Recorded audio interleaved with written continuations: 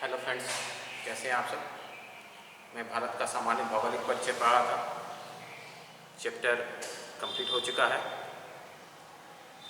Student ने comment किया कि सर आपका तटीय मैदान का पार्ट जो था वो कट गया है।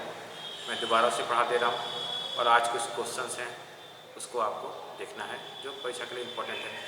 तटीय मैदान किसे कहते हैं? तटीय मैदान, तट। तट आप समझते ही हैं, समुद्र का किनारा, किसी भी चीज़ का किनारा, तट। तो तट जो है हमारा दक्कन का पठार के दोनों तरफ तट है, पश्चिम में भी है और पूर्व में भी है। हमारे देश की नदियाँ पूर्व की ओर बहती हैं और बंगाल की खाड़ी में गिरती है। इस कारण इधर डेल्टा का निर्माण हुआ है। उत्तर भारत के मैदानी क्षेत्रों से जब नदियाँ पार होती हैं तो अपने साथ लाई जा रही गाद की वजह से वो उनका जल का वेग शिथिल पड़ जाता है और वो लास्ट टाइम में, अंत समय में अपने मिट्टी को छोड़ते हुए धीरे धीरे समुद्र की ओर बढ़ती है। पश्चिमी घाट पर्वत हैं, पाल घाट, थाल घाट, भोर घाट, सेनकुट्टा, ऊंची ऊंची पहाड़ी हैं, जिस कारण से नदियाँ सीधे समुद्र में प्रवेश कर जाती हैं और एस्चुरी का निर्माण करती हैं। वो अपनी मिट्टी को समुद्र में अपने साथ लेकर चली जाती है। इस कारण वहाँ का तट का फैलाव पूर्वी तट की तुलना में कम है। पूर्वी तट का तुलना पूर्वी तट जो है वो अधिक फैलाव मिला उसको। यही आपका यहाँ मैंने लिखा है, तटीय मैदान में दक्षिण का पठार दोनों ओर से तटीय मैदान से घिरा हुआ है और पूर्वी तट पश्चिमी तट की अपेक्षा चौड़ा और अधिक। ये आपका दक्षिण भारत, इस तरफ नर्मदा ताप्ती बहती रहती है और अरब सागर में गिरती है जहाँ वो एस्चुरी का निर्माण करती है। अधिकांश नदियाँ गंगा की सहायक नदी होती है, कावेरी, गोदावरी, कृष्णा, ये सारी नदियाँ पूर्वी तट पे आके गिरती है। तो ये अपनी मिट्टियों को किनारे पे छोटे किनारों को चौड़ा करती है। जैसा भारत था अब इसके तट फैल गया है, वो चौड़ा हो गया है। ब्रह्मपुत्र नदी मानसरोवर से निकल के अरुणाचल प्रदेश करते हुए बांग्लादेश होते हुए बंगाल की खाड़ी में जाती है। इसका भी मिट्टी इस क्षेत्र में फैला, इस कारण से तट चौड़ा होकर चला गया। ये हुआ आपका भारत का सामान्य भौगोलिक परिचय। अब कुछ सवाल हैं, इन सवालों को आप नोट करेंगे और अच्छी तरीके से पढ़ेंगे। नहीं समझ में आने पे मुझे कमेंट करेंगे, ठीक है? आप इसे नोट कीजिए।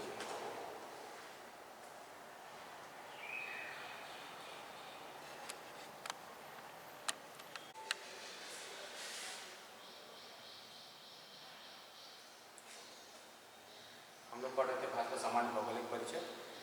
कुछ क्वेश्चन आप लोग लिख चुके हैं, उम्मीद करते हैं समझ में आई होगी बात। ये कुछ और क्वेश्चन है, इसको आपको लिखना है, नोट कर लीजिए। आवाज़ ठीक आ रही है मेरी? मैंने आपको बताया था कि भारत का मानक समय 82.5 डिग्री नैनी इलाहाबाद उत्तर प्रदेश से गुजरती है। कुछ स्टूडेंट ने कमेंट किया कि सर इसको निकालते कैसे। उसे मैं थोड़ा सा बताया था, आज कुछ और देख लीजिए। पृथ्वी 24 घंटे में एक चक्कर लगाती है। पृथ्वी 24 घंटे में एक चक्कर लगाती है। इसका तात्पर्य हुआ कि वो 24 घंटे में 360 डिग्री, कितना? 360 डिग्री। तो 24 घंटे में 360 डिग्री पृथ्वी चक्कर लगाती है, ठीक है? कोई दिक्कत नहीं। अब हम उसको डिवाइड करेंगे। अगर हम 360 को 24 से डिवाइड किए तो निकलेगा 15 डिग्री। 15 डिग्री मूवमेंट होता है एक घंटे में, मतलब 60। पृथ्वी 15 डिग्री 60 मिनट में चलती है। तो 1 डिग्री जाने में,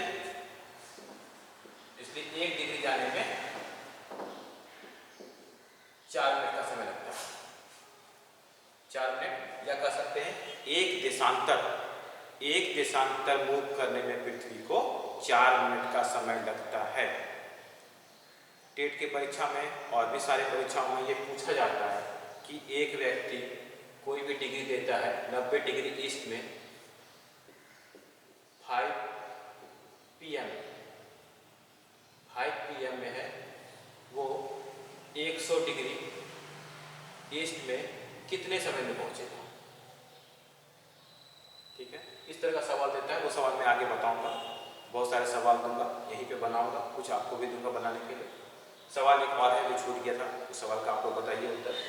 82.5 डिग्री देशांतर जो है भारत का मानक समय रेखा भारत के कितने राज्यों से गुजरती है। 82.5 डिग्री देशांतर, पूर्वी देशांतर कितने राज्यों से गुजरती है। ऑप्शन है 3, 4, 5, 6। कितने राज्यों से गुजरती है, इसका उत्तर आप मुझे बताइए।